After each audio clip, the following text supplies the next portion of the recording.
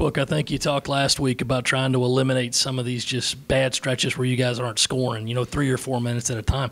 How tough is it to try to do that? Is it as simple as saying 4 guys set screens and I'm going to go to the rim, or do you just have to try to hit another big shot?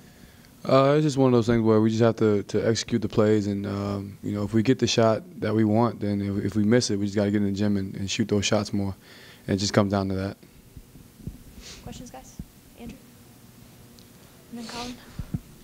Frank, where have you seen the biggest improvement in guys like Justin and Felipe as they've started to adjust now to SEC play over this last month? They're more comfortable, not just with the plays and how we play defense and rebounding the ball, and it's just pretty much everything. Just being more comfortable and playing in the system that Coach Frank wants us to play in. Colin? Crystal's obviously had a huge stretch, starting in SEC play and going forward. How does that help you as a perimeter player when a guy like that's going inside? Oh, it's huge. That means that they're so focused on Chris that we're able to get open shots and opportunities to make plays that he creates. So it's huge for perimeter players. Frank, I asked Coach this. I mean, with you guys having a month to go until the tournament gets going, of course, you guys are probably coming off one of your best stretches over the last 2 weeks, even considering the loss this past week. And when you're trying to deal with success, of course, you're one of the older guys, but you have such a young team.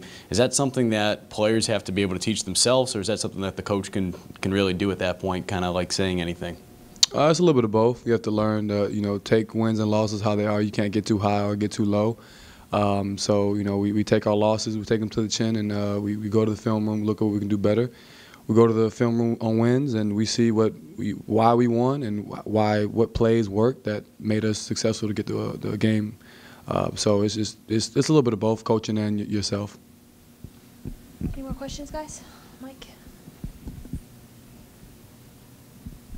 Frank, Mike just alluded to this, but you got about a month left, and then the NCAA tournament hits. Is there kind of a new sense of urgency here? Do you feel that going into kind of the back half, and how do you kind of address that with yourself? I don't think it's a new sense of urgency. I mean, we've been urgent since day one, trying to gel this team, trying to get better, and if you look at it, we've actually gotten a lot better since the beginning of the season, and now it's fine-tuning those little things that takes us from a good team to a great team. Anybody else? Andrew? Frank, when you signed to play here and stuff like that, obviously this team was coming off of a Final Four and all that, but when the first 2 months weren't going as well, now that you're kind of in the thick of it here and get some NCAA tournament discussion, is this kind of what you signed up for, and how fun is this maybe for you personally, coming off of those your last couple of years where you weren't really involved in this kind of discussion? It's always fun. I did come here I didn't come here to lose or not to make the NCAA tournament. I came here because I felt like I had experience and I could play well enough to help us get to another NCAA tournament.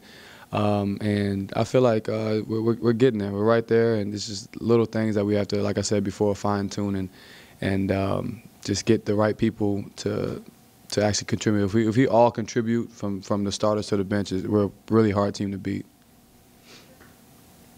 Coach said he doesn't pay much attention to the bubble talk, but do you personally look into any of that stuff, or do you just not allow yourself to think about it? As of right now, no. I'm focusing on the next game, which is, as you see, the SEC is a pretty tough league, and so every game is going to be a dogfight. And if we get wrapped up in, we have to win this many games, then we're not focusing on the game that's coming up. Everyone talks about practices being more competitive because of who you guys have added since the second semester started. How often is Justin kind of matched up with Brian, and what have you seen kind of with those two going at each other, and how has that made maybe Justin better? Well, they're around the same size, same length. They're always going at each other, and Brian he's a really good player. He can shoot the ball, he can drive, he's pretty athletic, and so all that helps Justin know how to defend and know how to guard people in the SEC who are athletic and lengthy like that, and also trying to go against him offensively. He's learning how to play, within himself and learning when to take shots, where to take shots in the offense, and it's, as you can see, he's starting to evolve as a player. Mike? Frank, going back to the bubble talk, how tough is it, though, not to get caught up with that, going through Twitter, going through all that? And as a veteran player, is that something that you kind of tell the younger guys, like, hey, ignore the noise, don't even pay attention to it? It's very hard in this day and age of social media. It's everywhere. You look up and it's right in your face. I mean, yeah, you see it, but you try not to get wrapped up in it. You may have like a little conversation about like, hey, they saying this, and then that's that. But yeah, I'll talk to my younger guys and tell them, you know, yeah, this is possibilities that they're saying. But as of right now, we hold our future and how we play.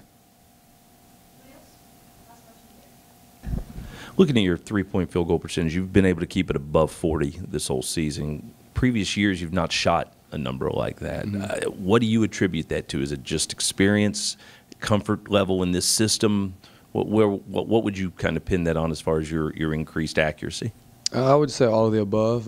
With the confidence that I have in myself and also the coaches that have in me, it's huge when other people have confidence in you. And sometimes when I don't shoot the ball during a play or something like that, I get yelled at by not only my players, but my coaches telling me to shoot the ball, and that's always good to hear. And just spending time in the gym, sometimes by myself or with others, just getting shots up, just seeing the ball going in is huge as a shooter mentally. Thank you.